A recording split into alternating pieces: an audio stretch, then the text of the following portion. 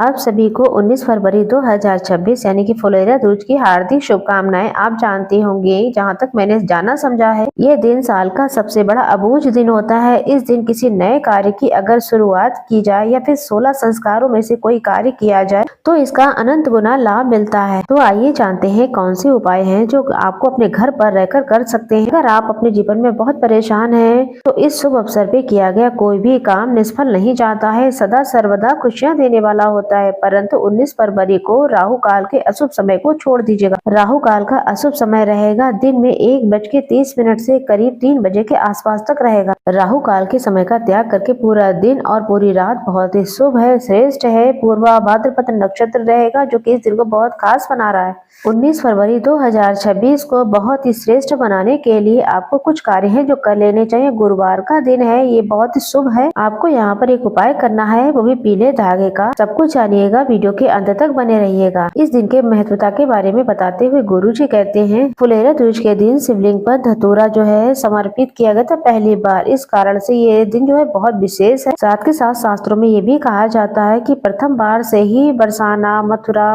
वृंदावन में होली खेलना शुरू कर देते हैं। राधा कृष्ण भगवान की इस दिन विशेष तौर पर पूजा अर्चना की जाती है। शास्त्रों में ऐसा वर्णित है, इस दिन जो है भगवान कृष्ण की पूजा, राधा रानी की सातवीं पूजा करने से सौभाग्य में वृद्धि होती है, दुख दरिद्रता का अंत हो जाता है। आपको इस दिन क्या करना है, किस तरीके से उपाय करना है, किस तरीके से पूजा पाठ करना है, पूरी वीडियो को सुन लेंगे तो आपको श्रेष्ठ उत्तम जानकारी प्राप्त हो जाएगी। आपके घर पे अगर पीला धागा है तो ठीक है, नहीं है तो सफेद धागा तो होगा ही, तो आप उसे हल्दी में रंग लें। उपाय करने के लिए बहुत ही सुंदर श्रेष्ठ उपाय है। जिन बच्चों की विवाह की दिक्कत बनी हुई है, पुत्र प्राप्ति की दिक्कत है या कोई और समस्या है तो निश्चित तौर पर ये उपाय बहुत अधिक लाभदायक होने वाला है। आप सभी को सुबह जल्दी उठना है, स्नान के पानी में थोड़ी सी हल्दी मिला लें। ऐसा करने से शरीर के रोगों का नाश हो जाता है। हल्दी में आयुर्वेदिक गुण है। स्नान आदि से निवृत्त होकर आपको गुरुवार का दिन 1 चुटकी हल्दी डालकर घर के दरवाजे पर दीपदान जरूर करें। विशेष तिथि पर किया गया दीपदान कभी भी खाली नहीं जाता। घर के दरवाजे पर हल्दी मिश्रित जल का छिड़काव करना बहुत ही शुभ देता है। ऐसा करना धन लक्ष्मी को आकर्षण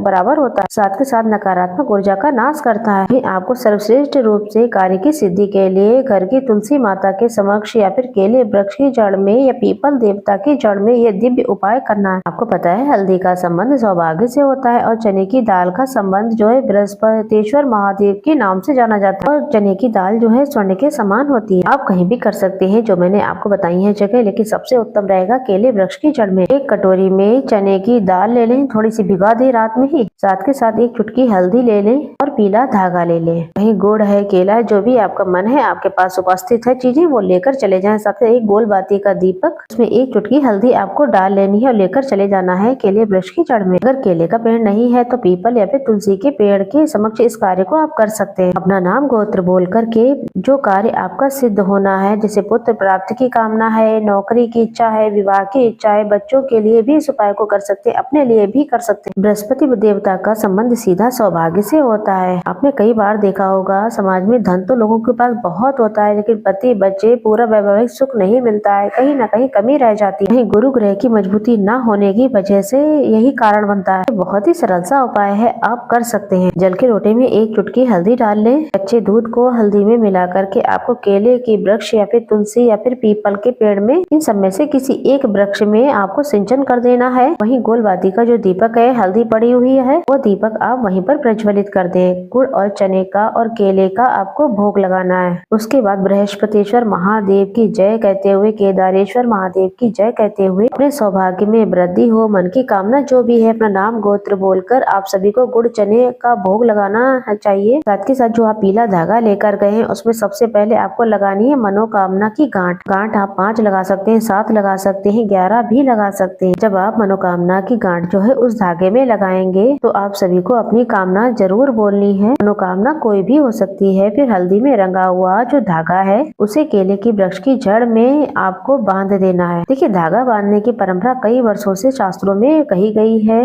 अगर आप ये उपाय सर्वश्रेष्ठ दिन पर करेंगे तो आपको लाभ निश्चित मिलेगा। वही हम बात करेंगे अब दूसरे उपाय की। अगर आपके शरीर में कोई रोग, कष्ट, पीड़ा है, बहुत अधिक रोग हैं कि आपको लगता है इन रोगों का निदान कैसे होगा, तो आप सभी को विशेष तौर पर एक धतूरा ले लेना है। आसानी से धतूरा मिल जाता है। और लेना है थोड़ा सा चंदन। धतूरा और चंदन आपको जल के लोटे में डाल लेना है और शिवलिंग पर इस विशेष जल को चढ़ाना है। दाद खाज खुजली या फिर मुख पर या कोई दाग धब्बे हैं या शरीर में कोई परेशानी है तो उस स्थान पर शिवलिंग पे चढ़ाए हुए धतूरे के जल और चंदन को आप महामृत्युंजय मंत्र का जाप जरूर करें। शुक्र देवता को महामृत्युंजय मंत्र जो है महादेव ने ही प्रदान किया था। ऐसा शिव महापुराण में वर्णित है। जब उनको चर्म रोग हो गया था, शरीर में कुछ न कुछ बीमारी हारी तो लगी ही रहती है। ऐसे में शिवलिंग में साल भर में एक ही बार उपाय किया जाता है। तो चंदन और धतूरे का जल महामृत्युंजय का जाप करते हुए आप समर्पित करें और उसे थोड़ा सा प्राप्त कर लें। और जहाँ पर शरीर में परेशानी है उस स्थान पर आप इस जल को जो शिवलिंग पे चढ़ा हुआ है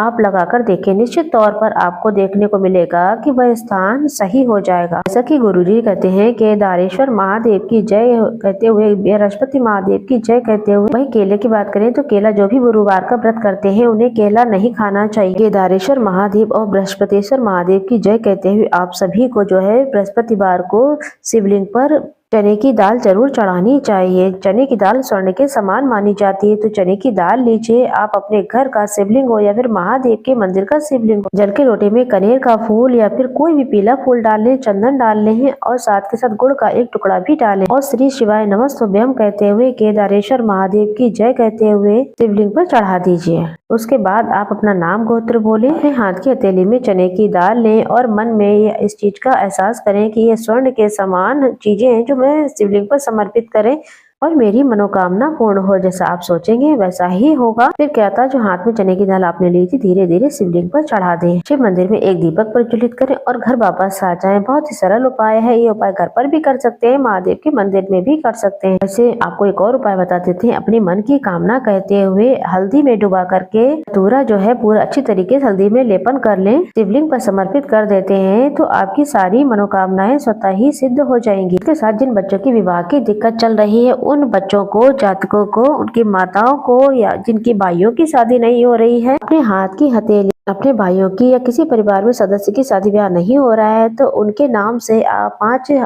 बेलपत्र, 1 धतूरा और 5 समी के पत्ते अपना नाम गोत्र बोल करके अपनी कामना जो सिद्ध होनी है वह कहते हुए माता अशोक सुंदरी के स्थान पर आप सभी को 1 धतूरा, 5 समी के पत्ते, 5 बेलपत्र, कई बार आपने देखा होगा समी पत्र नहीं प्राप्त हो पाता तो समी पत्र के स्थान पर आप 5 चावल के दाने भी ले सकते हैं तो विवाह हो जाए, ऐसी प्रार्थना करते हुए 5 बेलपत्र, 5 समी के पत्ते और 1 धतूरा माता अशोक सुंदरी के स्थान पर जिस कार्य की सिद्धि होनी है कहते हुए आप सभी को समर्पित कर देना चाहिए। इस दिन अपने घर पे श्री कृष्ण भगवान और राधा रानी की पूजा करनी चाहिए। अबीर गुलाल अपने घर से छिड़काव करना चाहिए। वहीं आपको एक और बता दे बात, जो धतूरा आपने हल्दी में लेपन करने के बाद शिवलिंग पर चढ़ाया उस धतूरे को प्राप्त करने के बाद उसे लाल कपड़े में ला करके बांध देते हैं तो व्यापार बहुत अच्छा चलता है और घर परिवार में वृद्धि होती रहती है। तो इस कार्य को भी आप कर सकते हैं। फुलेरा दूज का ये बहुत बड़ा दिन है। चने की दाल किसी मंदिर में जाकर, किसी भी मंदिर में जाकर, जैसे श्री नारायण का दिन है तो 1 कटोरी चने की दाल, उसमें तुलसी दल जरूर रख ले, हल्दी की गांठ रखकर कुछ दक्षिणा रख करके और जो आपके कार्य सिद्ध होने हैं ऐसी कामना करते हुए आज के दिन दान करके आते हैं तो इसका बहुत ही अच्छा लाभ मिलेगा आपको।